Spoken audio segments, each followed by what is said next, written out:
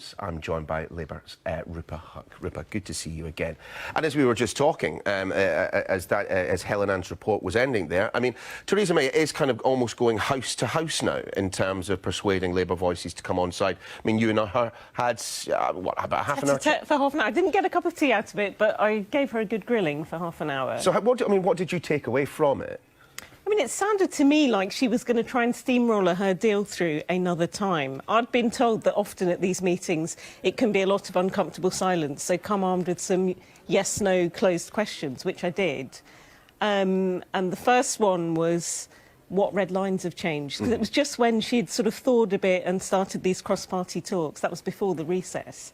And after half an hour, I've really emerged none the wiser. And after all these weeks as well, it doesn't look like she's going to budge on anything substantial. I mean, do you, like your party's leader, take the local election results, as indeed the Prime Minister has said, as, you know, the general public saying, now, time to get on with Brexit? I mean, again, these have been interpreted in every possible way, haven't they? And everyone always says their strategy was right all along. But, I mean, it does show that people are going for none of the above, really. So the two big parties have had a drubbing. Ours not as bad as the Tories. But, I mean, still, making net losses when you want to be a government in waiting is not a good look. So, I mean, I think people plumped for the Greens and the Lib Dems on this occasion because all those other new parties weren't on the ballot paper. But, again, people that are timid of coming out for a more... I mean, I'm just a bit concerned our party has been a bit backward at coming forward on a people's vote, which is not such a crazy idea. Now so that what is it that you want? I mean, tell us, especially this week, because we're told this is a crunch week, cross-party talks are in progress. Crunch weeks. Potentially a deal's going to be reached, particularly after the drubbing that you all had in the local elections last week. What do you want to happen? I mean, obviously, we've got legislative logjam. We've had this sort of parliamentary paralysis for ages. What's your ideal MPs outcome? aren't able to sort this out. I think it has to go back to the British public. Back to the people. Referendum. Because, yeah, they've been frozen out of this for a long time. I wouldn't quite call it a second referendum because the first one was when I was a baby. So, I mean, chronologically it would be a third. But it needs to be on a testable proposition this time. Because Leave Remain, we didn't really know what it meant. It was these abstract concepts. Whereas when you have an actual workable deal, the text of that needs to go to the people. In the Republic of Ireland, they had a referendum recently on abortion law reform, and it was 70-30 because it was very clear what they were getting. Whereas that was 48-52. The promises made were always a bit improbable. Now we know a lot of them are just impossible. And we know that a lot of the process was illegal. I mean, that referendum ideally should be declared null and void. I mean, you can't speak on behalf of the Conservatives for very obvious reasons. But, you know, if you read the papers this morning, there are at least 100 Conservative MPs willing to vote against the deal if the Prime Minister softens and moves more in the direction of Jeremy Corbyn's customs union.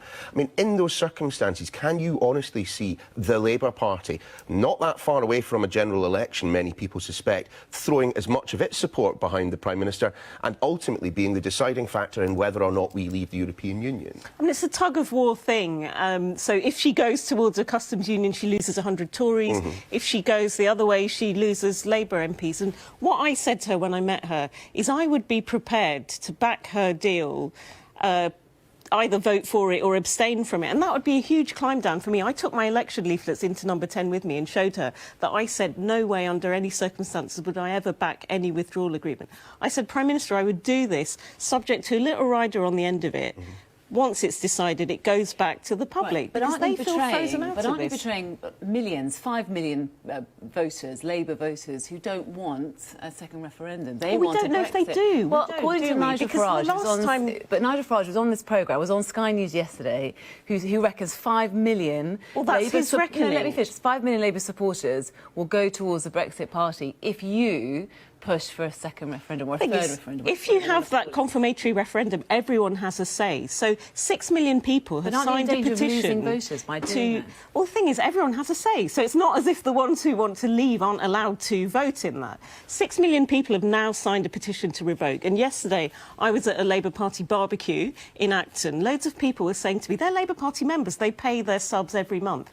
What is our policy on Europe? So it's a bit unclear what it is we want. I think clarity is always a good thing. The people who are doing well in these polls, the Brexit Party does what it says on the tin, the Ron Seal rule, and the Lib Dems and Greens, they want to completely revoke. So I think a people's vote is a midpoint between the two. It allows everyone to say, do you still want this? If you sign any contract, you should read the terms and conditions. This is a pretty big contract because it's extricating ourselves from 40+ years of regulatory things, you know, everything, stuff you've never heard of, like your kids' toys, whether they've got poison in them or not. We have common standards, so it's more easier said than done to take ourselves out of all this. Plenty for us to talk about on future occasions. For this one, thank you very much, Rupa Huck. In fact, you might want to hang around for the next story we're going to be talking about here on Sunrise. We're going to be talking about modern meditation.